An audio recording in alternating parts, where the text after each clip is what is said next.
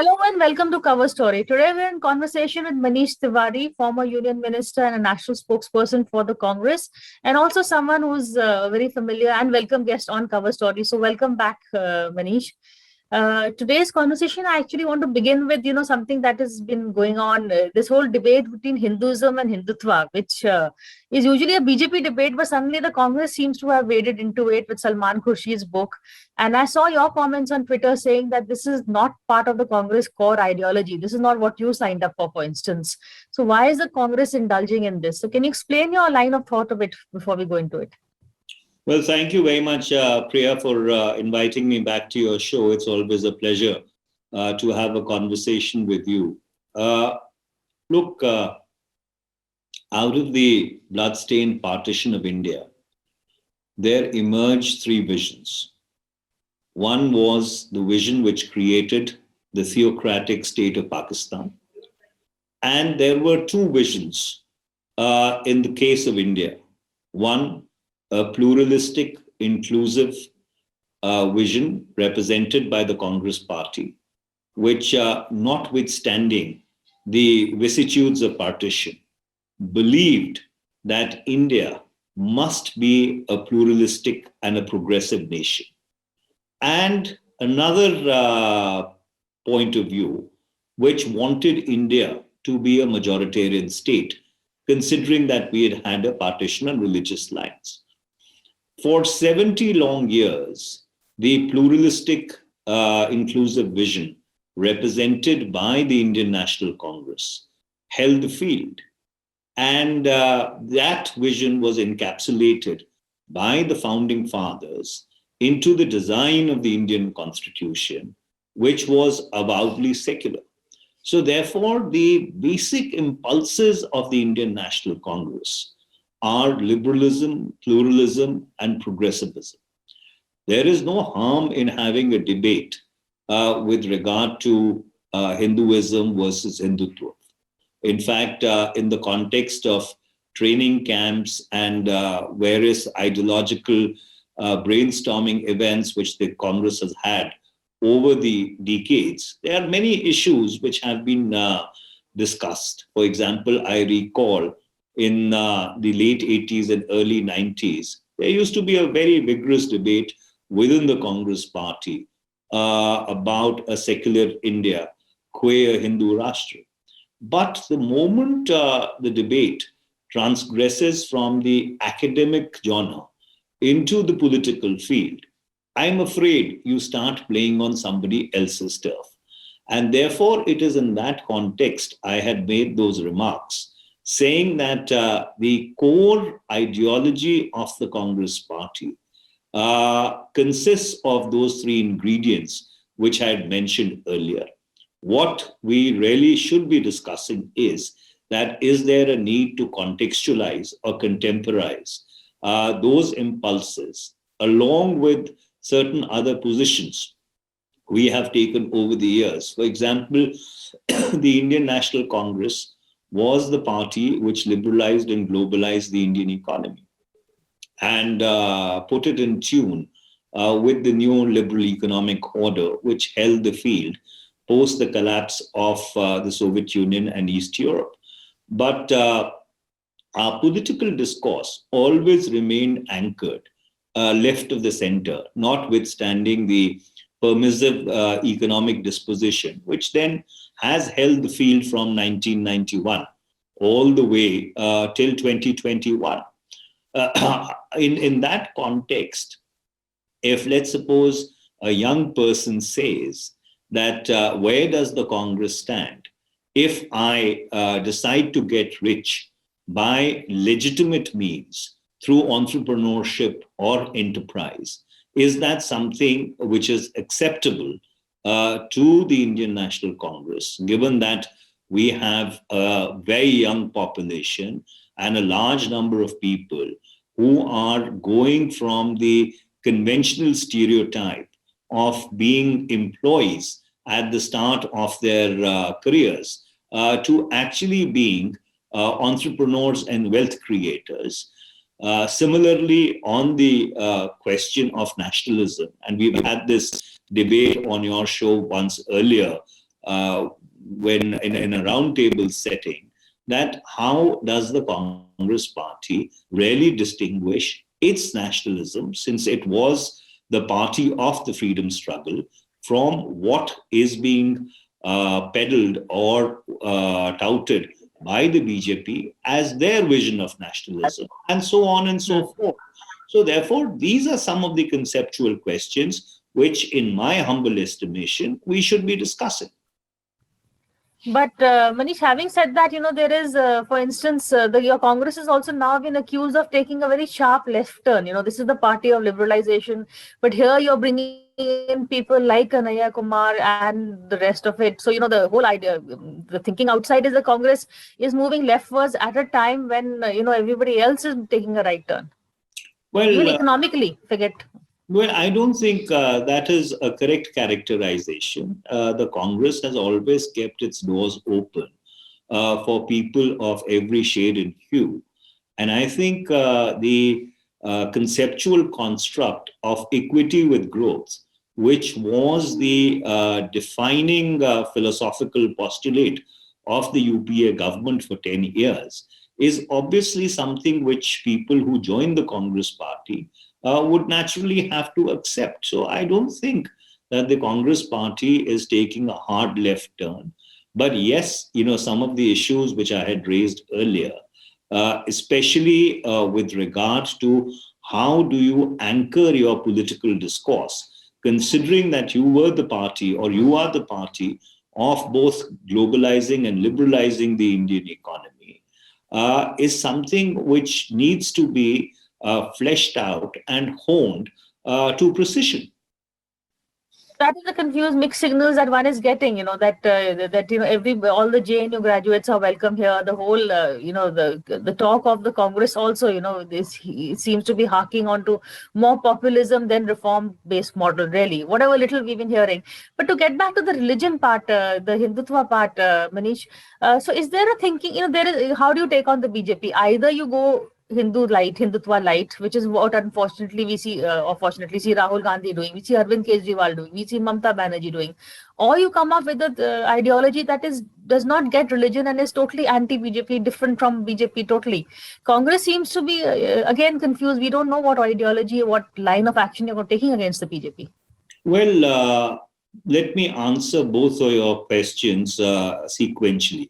Insofar as the Jawaharlal Nehru University is concerned, I guess graduates from that university today occupy two of the top jobs in South Block. So therefore, the finance minister and the external affairs minister both are alumnus of the Jawaharlal Nehru University. So I do not think it's a fair characterization to say that everybody who graduates from that university, and it's a extremely prestigious university, essentially has a left of the center orientation. But insofar as the religious question is concerned, I think the core values on which the Congress has always based its philosophical disposition, which I mentioned earlier, liberalism, secularism, progressivism, pluralism, those are the impulses that we need to take to the people. Look, we may be at the moment on the wrong side of the cultural wars with the rise of right-wing populism globally. But let's not forget the fact that the NDA BJP has been on the wrong side of the cultural wars for more than a century now. But they did not dilute their core ideological principles. And when they got a chance, they tried to actualize them. We obviously do not agree with it. But the fact remains that they remained true to what they thought or what they consider is their vision as to how they would like to shape the trajectory of the Indian nation. But Manish, even if you look at, I mean, the Congress past, you have Indira Gandhi, who was also, not afraid of, or not wary of flaunting her Hindu credentials. Rajiv Gandhi, of course, unlocked the Babri Masjid locks. He's, in fact, people are saying his, portraying Ramayana and Mahabharata actually gave the fillip to Advani ji's Rath Yatra. So, in that sense, why is the Congress now in this confused state, or not owning what it was, its own credentials? Well, you gave it to the BJP on a platter. Now you're wondering whether you should take it back or you should do something else. Well, I think that's why, I talk about the Nehruvian vision for India. And if you were to go back to 1947, when, or even before independence, when 300 odd wise men decided to sit together and design the founding document of the Indian state, they made a conscious choice that there would be a separation between the church and the state. Nehru, whatever I have read of him, believed that religion is a private space activity. Everybody has the right to profess, propagate, and practice his faith in the manner that he wants. But the state would be absolutely irreligious. And that was the fundamental impulse which shaped the initial years of the Indian Republic. And in my humble estimation, it's that impulse that we really need to go back to. For example, and I've said this earlier, that I'm a Hindu, I worship my God, and I worship him every day. But that's not my politics. If I want religion to be the defining basis of my politics, and then I should either look for a majoritarian alternative or a minoritarian alternative.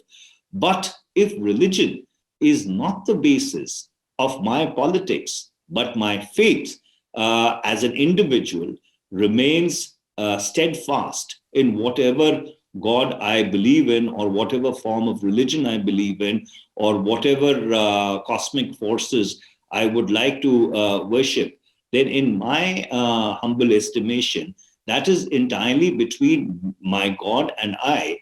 And I don't think that that impulse should really transgress on the business of the state. In an ideal world, yes, but unfortunately, we've seen that development really wins votes. You may talk about what you've done in terms of infrastructure, economy, etc. But at the end of the day, it is religion or caste. But religion seems to be overriding caste also in today's India. Well, from 1952 till 1967, in the aftermath of a horrendous partition, when emotions were running high and wounds were raw, there were people, and there were absolutely giants, who decided that no, we would not allow these impulses to be the defining factor of India's nationhood. Let's not forget the fact Jawaharlal Nehru used to be called Pandit Jawaharlal Nehru. He was extremely well read insofar as the nuances of his faith were concerned. In fact, if you read The Discovery of India, he articulates his religious worldview in an extremely cogent manner. Abdul Kalam Azad was Maulana Abdul Kalam Azad, but he, along with Nehru, along with Dr. B.R. Ambedkar, when they sat down to write that founding document, they did not allow their personal religious disposition to really interfere in the business of the state. Manish, the elections that are coming, where does the Congress stand in Punjab? You had a change of CM for better or for worse, but you still have that hot potato called Navjot Singh Sidhu. I mean, he's been one thought after Captain Amrinder was changed, he would stop his tirades against the Congress chief minister, but that doesn't really seem to be stopping. Well, ultimately, in my experience of 40 years, I have always believed and held that the organization and the government, wherever you are in government, they are two wheels of a chariot, and both the wheels have to move in harmony for the party to do well. Yes, we've had a change of chief minister, and therefore, given the challenge that looms in front of us, especially with Punjab being in so much of social turmoil as a consequence of the farm agitation, it is imperative that the party and the government must pull together rather than pulling in different directions. That is not happening, is it? Well, that is what should happen. And I do believe that wiser sense would prevail upon all the stakeholders, and they would bring all the elements of both government and party to bear in order to ensure that we are able to meet the aspirations of the people of Punjab. Are you also keeping an eye on what Arvind Kejriwal and Mamata Banerjee are doing? That's very interesting because, we've been talking, we've had many conversations on the fight for the opposition, face of the opposition. Clearly, the other opposition leaders don't think Rahul Gandhi makes the cut. So we have Mamata posturing in Goa, we have Arvind Kejriwal in Punjab and in Uttarakhand. Both of them are trying their hand in Uttar Pradesh. Mamata just poached a few Congress leaders. So are you worried at all if either of them wins another state, then they will try and make a bid for a more national role in terms of opposition politics? Well, Priya, we function in a diverse political environment where there is a multiplicity of political parties. And obviously, every political party wants to make a bid for the levers of governance because it is only through that you can bring about meaningful change. And so, therefore, those are the realities of a multi party ethos. And under those circumstances, you cannot really grudge anybody for making that effort. You really need to do better than everybody else in order to ensure that your acceptability in the opposition space is a cut above everybody else who's competing for that same position. But if supposing the Congress does not, you've got some low hanging fruit, whether it's, Uttarakhand is there for the Congress to win or lose rather. Punjab, the Congress had a very good chance before all this happened. If the Congress doesn't fails to win even one state, then, do you really see that role slipping away? The first thing to slip away would be the UPA chairperson. Already Sharad Pawar is talking that he should be made. Mamata Banerjee will make a bid for that job. Well, I think these 5 state elections are extremely crucial, come as they do on the back of the previous round of assembly elections, where, in my humble estimation, at least 2 states were clearly winnable, Assam and Kerala. And I think if we would have got certain elements of our strategy in place well in advance, those 2 states would have been in our kitty. And I think learning and extrapolating from that, these 5 state elections are extremely critical. And I think to a very, very large extent, it will define who actually leads the opposition going into 2024.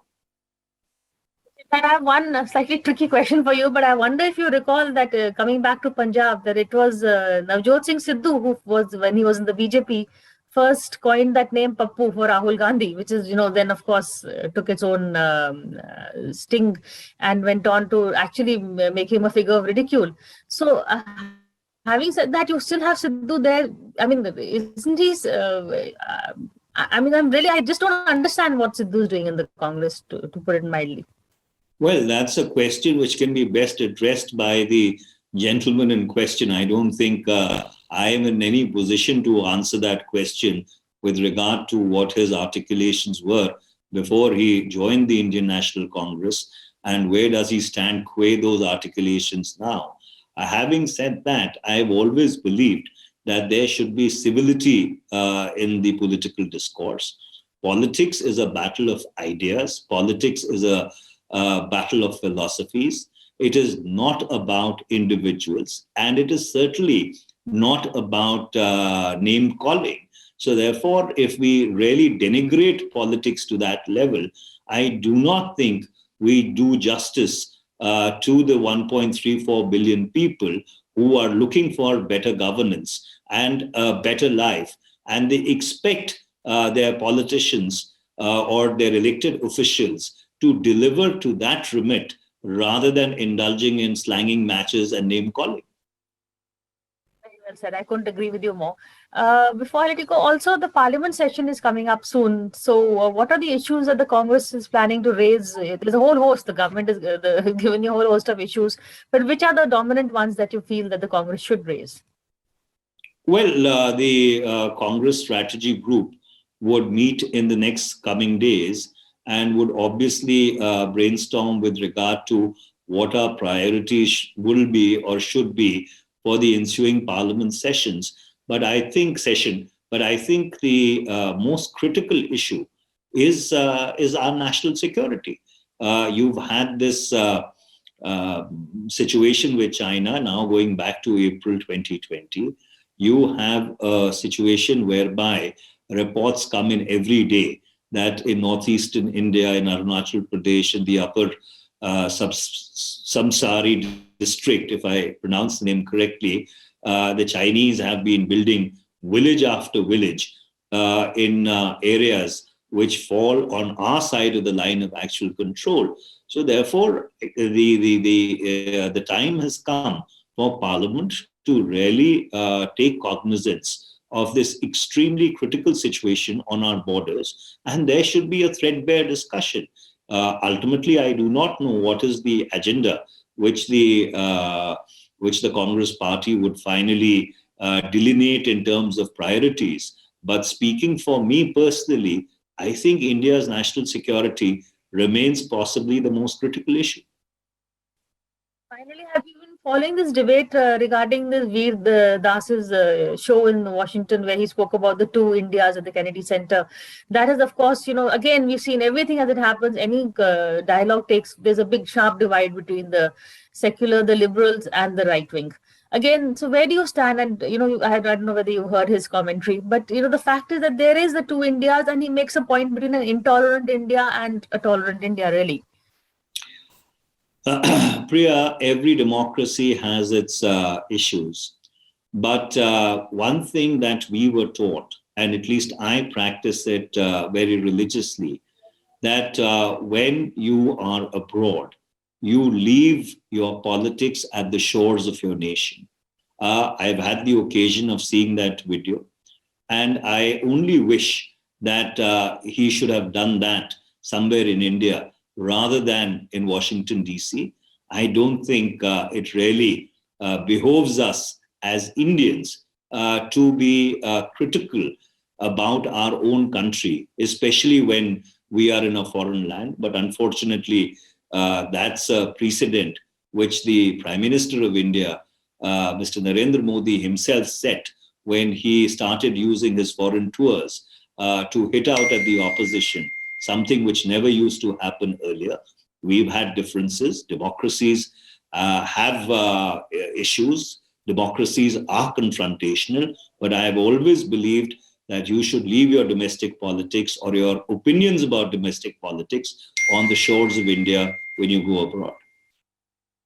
Very statesman-like answer. Thank you, Manish Tiwari, for this conversation, and always a pleasure talking to you. And we will have more of these conversations soon, I'm sure. Thank you. It's always a pleasure to be on your show. It's the most calm show in a rather WWF television universe. And I compliment you for not succumbing to those impulses and maintaining the sobriety and the calmness, which allows you to question your guests and you give them enough time to respond in full measure. Thank you. Thank you, Manish. Thanks a lot. Thank you.